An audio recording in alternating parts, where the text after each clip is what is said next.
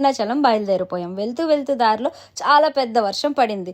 ఇంకా నేనైతే ఒకసారి అన్న కాఫీ తాగుదాం లేకపోతే హెడేక్ వచ్చేస్తుందంటే అక్కడ వేడివేడిగా బజ్జీలు వేస్తుంటే అవి కూడా తినేసి కారు ఎక్కేసాం. మంచిగా మాట్లాడుకొని వచ్చేసాను అనమాట. కొంచెం దూరం వచ్చిన తర్వాత ఆకలిస్తుంది కదా, ఇంకా ఫుడ్ అయితే తినేద్దాం అని చెప్పేసి ఒక రెస్టారెంట్ దగ్గర ఆగి ఫుడ్ అయితే ఆర్డర్ పెట్టి, ఇక్కడ ఉన్న వాళ్ళందరూ తమిళ వాళ్ళే, వాళ్ళకి తెలుగు రాదు, మనకి తమిళ రాదు. ఆయన స్టైల్లో రోటీ పన్నీర్ అని చెప్పారనమాట. తీసుకొని వచ్చారు.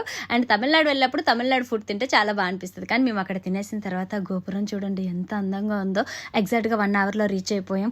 ఆ గోపురాన్ని చూడగానే నాలో తెలియని ఒక వైబ్రేషన్ అనమాట. ఆనందం అయితే అస్సలు మాటలు రాలేదు, కళ్ళమట్టి నీళ్ళు వచ్చేసినాయి. తండ్రి ఇన్నాళ్ళకి నన్ను పిలిచావు, నీ దయ నా మీద ఉంది, అది చాలు నాకు అనిపించింది. 2 yearsగా అనుకుంటున్నా అరుణాచలం వెళ్దామని చెప్పి, ఇంత సడన్ గా పిలుపు వస్తుందని అస్సలు ఎక్స్పెక్ట్ చేయలేదు. వెంటనే దండం పెట్టుకుని దీపం పెట్టి కొబ్బరికాయ అయితే కొట్టామన్నమాట. ఇంకే ఆటంకం లేకుండా గిరి ప్రదక్షిణ అవ్వాలి, నా పిల్లలు నాకు సపోర్ట్ గా ఉండాలి అని చెప్పేసి మేమైతే 4 pair of సాక్సెస్ అయితే తీసుకున్నాం. ఏమో ఇన్ కేసు నొప్పి వస్తే వేసుకుందామని. పిల్లలకైతే మాత్రం వేయించేసాను స్టార్టింగే, మేమైతే అసలు వేసుకోలేదు. అండ్ బాబు అయితే సగం దూరం వరకే వేసుకొని తీసేసాడు. ఇక్కడ మొదటి అడుగు పెట్టి చివరి వరకు ఈ అడుగు ఆగకూడదని దేవుడిని మనస్ఫూర్తిగా దండం పెట్టుకున్నాను. ఇంకా నామాలు అయితే పెట్టించుకున్నాం అనమాట. ఆవిడైతే కొంచెం పక్కకి పెట్టేశారు. ఆవిడతో అదే వాదిస్తున్నా, కొంచెం స్ట్రైట్ గా పెట్టండి అని చెప్పి. నేనున్న ప్లేస్ లో నన్ను పలకరించింది ఒక మాట అయితే, నేను తెలియని ప్లేస్ లో అంటే నాకు తెలియని ప్లేస్ కి వెళ్ళినప్పుడు కూడా నా ఫాలోవర్స్, నా సబ్స్క్రైబర్స్ పిలిచి పలకరించి నాతో ఫోటో తీసుకుంటుంటే ఆ తండ్రి దయ నిజంగా నా మీద ఉంది. మీ అందరి ప్రేమ ఆప్యాయత ఇంకా ఇంకా నా మీద ఉండాలని ఆ తండ్రిని ఎంత కోరుకున్నానంటే నిజంగా ఇది చాలు నా జీవితానికి, మీరు చూపించిన ఈ ప్రేమ ఆప్యాయత అనిపించింది.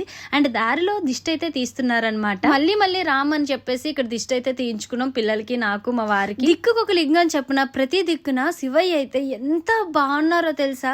ఇంత రాత్రి అవుతుంది, ఆల్మోస్ట్ 12 o'clock దాటింది. ప్రతి లింగం దగ్గర, అయ్యవారి దగ్గర దీపాలు అయితే అలా వెలుగుతూనే ఉన్నాయి. ఆ దీపాల కాంతుల్లో ఆ నామాలతో అయ్యవార్లు ఎంత అందంగా ఉన్నారంటే నిజంగా ప్రతి ఒక్క దగ్గర కూడా 5 minutes ఆగి దండం పెట్టుకొని అక్కడ హారతులు పెట్టి మళ్ళీ మేము బయలుదేరాం.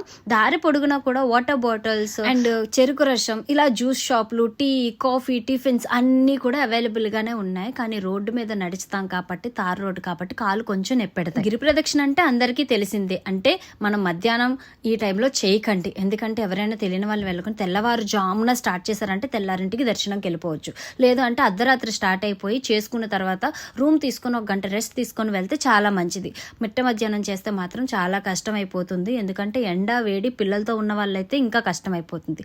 చంటి పిల్లలు ఉన్న వాళ్ళకి ట్రాలీస్ అయితే అద్దెకిస్తున్నారు. 300-350 రూపీస్ అలా పెడుతూ ఉన్నారు ఎక్కడికక్కడ బోట్లు. అవి తీసుకొని పిల్లల్ని అందులో వేసుకొని మనం నెట్టుకుంటూ వెళ్ళిపోవచ్చు. మేమైతే మాత్రం ఎక్కడా కూడా ఒక 10 నిమిషాలు కూడా కూర్చోలేదండి. ఎక్కడైనా కాళ్ళ నొప్పి వస్తే ఒక 2 minutes 3 minutes అలా కూర్చొని మళ్ళీ లేచి వెళ్ళిపోయాం. ఎందుకంటే ఎక్కువ రెస్ట్ అయితే ఇంకా